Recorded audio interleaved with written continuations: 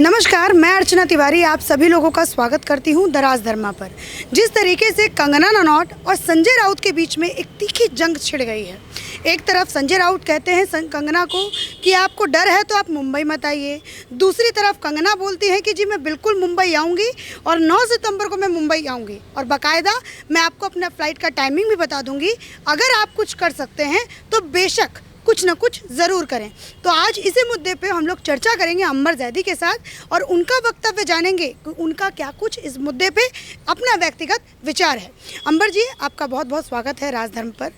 आप एक बात बताइए, जिस तरीके से कंगना रनौत और संजय राउत के बीच जो ज़ुबानी जंग चल रही है, इसको किस तरीके से देखती हैं? देखिए, जब से हम लोग सब सुशांत के मुद्दे पे बात करें, खासकर कंगना ने जब से स्टार्टिंग से इस मुद्दे को बहुत वोकल होकर उठाया है, तो कुछ लोग उनसे कुछ ना कुछ लोग हार खा के बैठे हैं जिस तरीके से। और संजय राउत लगातार सभी पे कटाक्ष कर रहे हैं, कुछ ना कुछ उल्टी सीधी वो शायरी और उल्टी सीधी बातें वो लगातार वो लोग जो कि वोकल हैं और सुशांत को लेकर बात कर रहे हैं, उनको लेकर वो टारगेट करते आ रहे हैं। अब जबकि कंगना इसको लेकर लगातार, और जो कि अब इस मामले में ड्रग एंगल आ गया है, उसको लेकर उन्होंने ये भी बोला कि मैं खुद इसमें अच्छे से पार्टिसिपेट करने के लिए तैयार हूँ। पूरी तरीके से मैं उसको सहयोग करूँगी कि जो भी पास में उनका भी कुछ रहा है एंगल, जो कि उन्होंने बताया कि मैं भी किसी तरीके से इसमें शामिल हो गई थी और मुझे लोगों ने इसमें इन्वॉल्व कर दिया था और वो ड्रग एडिक्ट भी हो गई थी। उन्होंने खुद ये बात कबूल की है और वो आगे जाँच करने में खुद भी सहयोग करने के लिए बोल रही हैं। तो उनको लेकर कुछ नामों की शायद खुलने की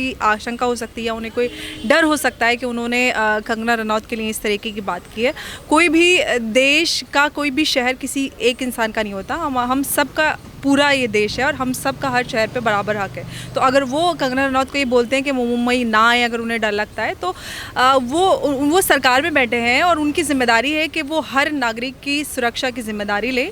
ये वैचारिक मतभेद हो सकते हैं, लेकिन कंगना की सुरक्षा की जिम्मेदारी उनकी है, क्योंकि उन्होंने वहाँ के लोगों से वोट लिया है और वहाँ वो टैक्स भी भरती हैं, तो उनकी पूरी जिम्मेदारी है। वो कंगना के साथ इस तरीके की बात नहीं कर सकते। ठीक है, मतलब आपका कहना, आपका मानना ये है अंबर जी कि जिस तरीके से संजय राउत इस पूरे खेल में अपना योगदान दे रहे हैं, कहीं ना कहीं उनको डर है कि उनकी पार्टी का कोई नेता इसमें सम्मिलित तो नहीं है, कोई ड्रग का जो एंगल है वो उनकी पार्टी की तरफ तो इशारा नहीं कर रहा है। देखिए, ड्रग का जो पूरा एंगल जो पूरा शिफ्ट हुआ है इस मामले में, तो बहुत सारे स्टार्टिंग में पहले उनकी जो पूरा महाराष्ट्र का पूरा ये सरकार अघाड़ी है, उसमें बहुत सारे लोगों के लिप्त होने के आशंकाएं आ रही थी। यहाँ तक कि उदय ठाकरे के बेटे के नाम भी आ रहे थे, आदित्य ठाकरे का नाम आ रहा था। तो मुझे लगता है कहीं ना कहीं कोई और भी बड़े नाम खुलने की आशंका है। जहाँ तक कि हम रिया का पूरा जिस तरीके से पीआर मैनेजमेंट हो रहा है, यहाँ तक कि वो 1 महीने तक बिल्कुल चुपचाप बैठी हुई है और 1 महीने के बाद वो आती हैं सोशल मीडिया पर और बोलती हैं कि मैं सुशांत सिंह की गर्लफ्रेंड और मैं सीबीआई जांच की मांग करती हूँ। और जब सीबीआई जांच होती है तो उसमें वो किसी भी तरीके से कॉपरेट नहीं करती हैं, वो बदतमीज़ी करती हैं सीबीआई ऑफिसर्स के साथ और जाँच को भटकाने की कोशिश करती हैं और हर इल्ज़ाम जो उनके ऊपर लगता है वो उसको पूरी तरीके से बोल देती हैं कि ये बेसलेस है। तो इस तरीके से आप जांच को भटकाएंगे या वो बड़े नाम या फिर इतना महंगा पीआर जिस तरीके से उन्होंने किया। आप देखिए, इंडिया टुडे की मैगजीन पे उनका पूरा कवर पेज है, एक्सक्लूसिव 2 घंटे का इंटरव्यू हुआ विदाउट ब्रेक, वो जो शायद प्रधानमंत्री मोदी जी का भी नहीं हुआ इतना बड़ा विदाउट ब्रेक इंटरव्यू। तो कहीं ना कहीं हमें सोचने की ज़रूरत है कि कौन है इतने बड़े पीआर के पीछे। या तो कोई बहुत बड़ा इन्फ्लुएंशियल पर्सनैलिटी हो सकती है या बहुत ज़्यादा पैसा, 2 चीज़ें इसमें वर्क करती हैं। तो सोचने की बात यह है कि कोई ना कोई बड़ा मगरमच्छ इसके पीछे जो रिया को बचाने की कोशिश कर रहा है और उसमें साफ उनका ये है कि उनके खुद के नाम ना खुल जाएं, इसीलिए वो रिया को बचाने की कोशिश कर रहे हैं। तो जो पूरा प्रपंच चल रहा है वो खुद को बचाने की कार्रवाई है, खुद को बचाने जी। एक और मैं यहाँ पे बोलूँगी, इस समय जो बॉलीवुड में है ये पिछले कई दशकों से चलता हुआ आ रहा है, लेकिन इस समय सुशांत केस के बाद कुछ ज़्यादा बुलंदी छू रहा है, वो है मेंटल इलनेस, डिप्रेशन। और अब कंगना रनौत के लिए भी एक शब्द यूज़ किया गया है कि ये तो भाई मेंटल केस है। फिर चाहे वो संजय राउत हो, स्वरा भास्कर हो, न जाने कितने ऐसे सितारे जिन्होंने ये बात कही है। क्या कही है? देखिए, मेंटल हेल्थ और या डिप्रेशन की हम बात करें, पिछले 6 महीने से जो पेंडेमिक चल रहा है तो उसमें हम सब हर कोई अंदर से एक कहीं ना कहीं उस तरीके की हीन भावना से, क्योंकि ज़िंदगी में कुछ खास लोग नहीं कर रहे हैं, लोगों से मिलना नहीं हो रहा है, काम नहीं हो रहा है, कुछ पॉजिटिविटी लाइफ में नहीं है, तो कहीं ना कहीं सब लोग लो फील कर रहे हैं। तो इस बात, अगर कोई लो फील कर रहा है या कोई दुखी है अपने करियर को लेकर, इसका मतलब ये नहीं है कि वो डिप्रेशन में है या उसको बाइपोलर डिसऑर्डर है। आप उसको इस तरीके से नहीं बोल सकते कि वो सुसाइडल हो गया और उसने खुद सुसाइड कर लिया।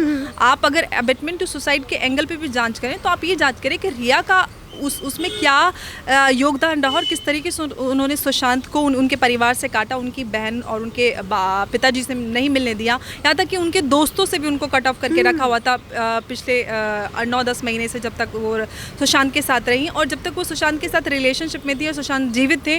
उन्होंने कभी भी पब्लिकली इस चीज़ को एक्सेप्ट नहीं किया कि वो सुशांत के साथ रिलेशनशिप में है और सुशांत चले जाते हैं तो उसके बाद वो बोलती हैं वो उनकी गर्लफ्रेंड है। और पब्लिक इवेंट्स पे जब भी मीडिया इंटरेक्शन होता था वो हमेशा बोलती थी कि मैं सिंगल हूँ, I am ready to mingle. तो वो खुद बताएं कि वो चाहती क्या है। अगर वो नहीं थी तो फिर आप क्यों आके बोल रहे हैं कि वो सुशांत के साथ रिलेशनशिप में थी। तो ये खुद फंस गई हैं अपनी ही बातों में। और मुझे लगता है जिस तरीके से उन्होंने सुशांत को फंसा कर उनको बिल्कुल अपने दोस्त और परिवार से कट ऑफ करके उनको एकदम सुसाइडल बना दिया था और जो भी एंगल रहा उस पर CBI जांच कर रही है और मुझे लगता है बहुत जल्दी आगे और पहलू सामने आएंगे। लेकिन जो कंगना रनौत को ये बोला जा रहा है मेंटल केस है, क्या आपको लगता है कंगना रनौत मेंटल केस है जो शुरुआत से ही सुशांत सिंह राजपूत के लिए अपनी आवाज़ को बुलंदी तक पहुंचा? देखिए मैं बिल्कुल कहूँगी वो लोग जो बोल रहे हैं कंगना मेंटल केस है, बिल्कुल है वो मेंटल केस। इस किसी भी चीज़ को पूरा करने के लिए एक जुनून, एक पागलपन ही चाहिए होता है जो कंगना में है और वो करती है। चाहे वो उनके करियर को लेके हुए, एक छोटे से गाँव से, एक छोटे शहर से एक लड़की आती है और इतनी बड़ी स्टार बनती है, तो वो पागलपन ही है, वो जुनून है जो वो यहाँ तक पहुँच जाती है। और वो पागलपन ही और वो जुनून रहा है जो उन्होंने सुशांत के मुद्दे पर भी उन्होंने लगातार बात की है निडर होकर। तो वो पागलपन ही हो सकता है। एक आम इंसान इस तरीके की लड़ाई नहीं लड़ सकता। संजय राउत ने अपना आज भी एक एक्सक्लूसिव इंटरव्यू जो है वो आज तक को दिया। आज तक में उन्होंने अपना इंटरव्यू देते वक्त कहा कि कंगना रनौत जिस लड़की ने मुंबई से खाया, मुंबई से कमाती हैं, मुंबई के पुलिस वाले उनको सुरक्षा देते हैं, आज वो लड़की मुंबई को खतरे में डाल रही है। आज वो लड़की मुंबई पे कीचड़ उछाल रही है और मुंबई पुलिस पे, जो कि इसको बिल्कुल गवारा नहीं है, करना नहीं चाहिए। क्या कहिए? देखिए ये सवाल सिर्फ कंगना रनौत का नहीं है, ये सवाल पूरे देश की जनता कर रही है। पूरा देश सुशांत की सुरक्षा को लेके जो आप बात करते हैं कि यहाँ तक कि बहुत सारे सेलिब्रिटीज़ सोशल मीडिया पे कर रहे हैं कि मुंबई ने हमें सुरक्षित रखा, बिल्कुल रखा। लेकिन वो उन लोगों का क्या जिनको मुंबई सुरक्षित नहीं रख पाए। दिव्या भारती हैं या फिर आप जिया खान की बात करें, सुशांत की बात करें, दिशा सालियान की बात करें, यहाँ तक कि दिशा सालियान के एक फ्रेंड हैं जी स्टीव पिंटो, उनको सुरक्षित नहीं रख पाई। वो एक एक्सीडेंटल डेथ उनकी हो जाती है, बिल्कुल। तो उनकी सुरक्षा की भी तो बात होगी ना। जो सुरक्षित हैं वो तो हैं, लेकिन जो सुरक्षित नहीं है उनकी बात कौन करेगा? वही सवाल किया जा रहा है। आप इसकी सरकार ने जिन लोगों को सुरक्षित नहीं रख पाई वो सवाल किया जा रहा है। आपने जो अच्छा किया वो ठीक है, लेकिन जहाँ पे आप कमी कर रहे हैं सवाल वहाँ पे उठाया जा रहा है। आपने सुशांत को सुरक्षित नहीं रख पाए, यहाँ तक कि उनके परिवार ने, उनके जीजा जी ने पुलिस को लगातार इन्फॉर्म किया कि उनके बेटे की जान को खतरा है, उनको सुरक्षा दी जाए। तो आप सुशांत को सुरक्षित रखने में एकदम नाकामयाब रहे। आप से देश की जनता सवाल करती है कि आप ऐसा क्या है। और यहाँ तक कि सुशांत के जाने के बाद भी आपने जिस तरीके से उस केस को हैंडल किया, बहुत सारे पहलुओं को अनदेखा किया, तो आप पर सवाल बनता है। क्योंकि आप देश की इकोनॉमी से अपनी सैलरी लेते हैं और हम सब टैक्स पेयर्स हैं, तो आपसे सवाल बनता है, चाहे वो मुंबई की जनता हो या दिल्ली की जनता हो, सवाल बराबर बनता है और आपको जवाब उसका देना पड़ेगा।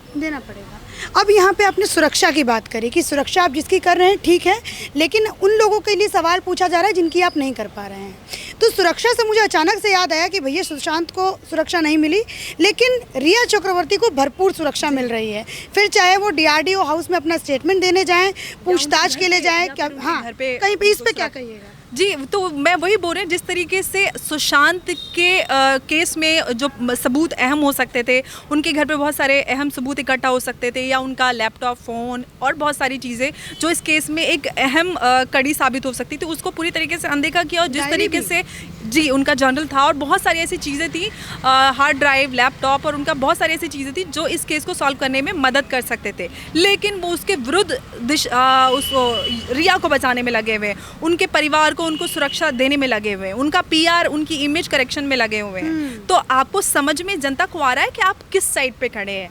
आप एकदम वो इंसान जो अपराधी है, जो अपराध की कैटेगरी में खड़ा है, जिसको शक के दायरे में रखा गया, आप उसको सही करेक्ट करने में लगे हुए हैं। यहाँ तक कि आपने ये नहीं सोचा कि एक परिवार ने, और यहाँ तक कि सुशांत के करोड़ों फैंस थे, उन्होंने एक अपना चहीता स्टार खोया। आप उनकी भावनाओं की आपको परवाह है ना चिंता है, लेकिन आप एक वो लड़की जो सबसे बड़ी सस्पेक्ट है इस मामले में, प्राइम सस्पेक्ट की आप पूरी तरीके से रक्षा कर रहे हैं। आप कीजिए, बिल्कुल हम मानते हैं कि उनको अपना पक्ष रखने की पूरी आज़ादी है और उनको सुरक्षा भी मिलनी चाहिए, लेकिन आप दूसरे पक्ष के साथ नाइंसाफ़ी नहीं कर सकते या उस पक्ष को पूरी तरीके से अनदेखा नहीं कर सकते।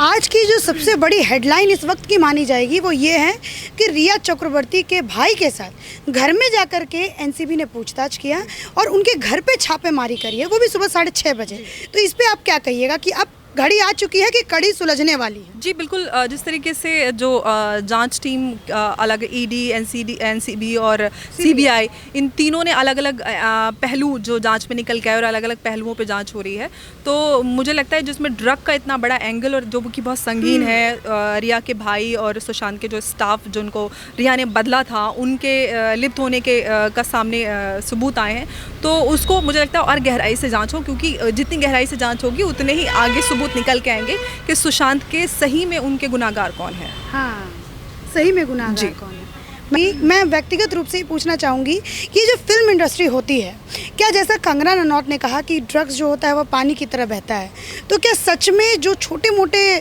तौर पे भी जो एक्टर एक्ट्रेसेस होंगी वो भी क्या कंज्यूम करते हैं ड्रग्स का, या फिर वो भी क्या व्यापार करते हैं ड्रग्स का? क्या कुछ सिस्टम है, ज़रा बताइए। जी बिल्कुल, रेप पार्टीज़ होती हैं, यहाँ तक कि जो सप्लाई चेन होती है उसमें इस तरीके के छोटे छोटे कनेक्शंस होते हैं जो यहाँ से वहाँ ले जाने में मदद करते हैं। बड़े डीलर्स अलग होते हैं और उनको एक ठिकाने से दूसरे ठिकाने पहुँचाने के लिए रिया जैसे लोग भी आते हैं। यहाँ तक कि जो बड़े प्रोड्यूसर हैं और स्टार्स हैं, उनको फेवर करने के लिए, उनसे काम की लालच में, उनको पहुँचाने में या वेल कराने में, वो उनको ल्योर करने में इस तरीके की चीज़ें और इस तरीके के काम करते हैं। तो ये आम है, वहाँ पर रेप पार्टीज़ बहुत आम होती हैं। यहाँ तक कि करण जौहर की एक पार्टी की लास्ट ईयर हम सब ने देखी थी, तस्वीरें सामने आई थी मीडिया में, और उसको उन्होंने बेसलेस बता दिया था। यहाँ तक कि वो पूरा वीडियो और बहुत सारी फ़ोटोज़ सामने आई थी जिसमें बिल्कुल साफ दिख रहा था कि वो सब लोग ड्रग में लिप्त थे और सब उन्होंने नशा किया हुआ था। तो ये बहुत आम है और ये बात सब लोग जानते हैं वहाँ पर। ये तो चलिए एक ड्रग का एंगल आया है, ये मेरा आखिरी सवाल होगा आपसे। ये तो एक ड्रग का मामला है।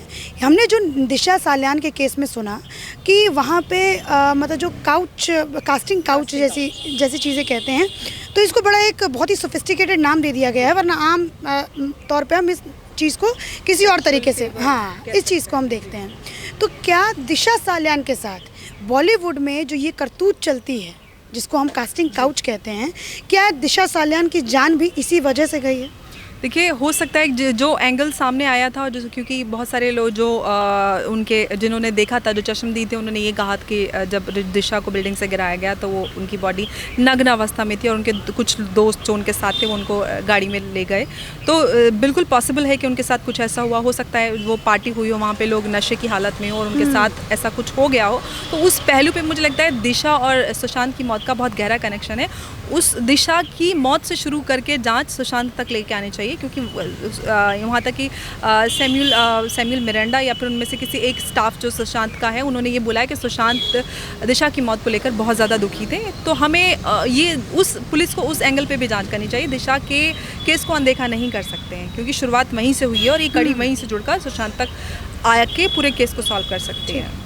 अंबर जी, बहुत बहुत धन्यवाद हमारे चैनल के साथ जुड़ने के लिए, और आपने जो भी अपनी बातें हमारे चैनल के माध्यम से रखी उसके लिए बहुत धन्यवाद।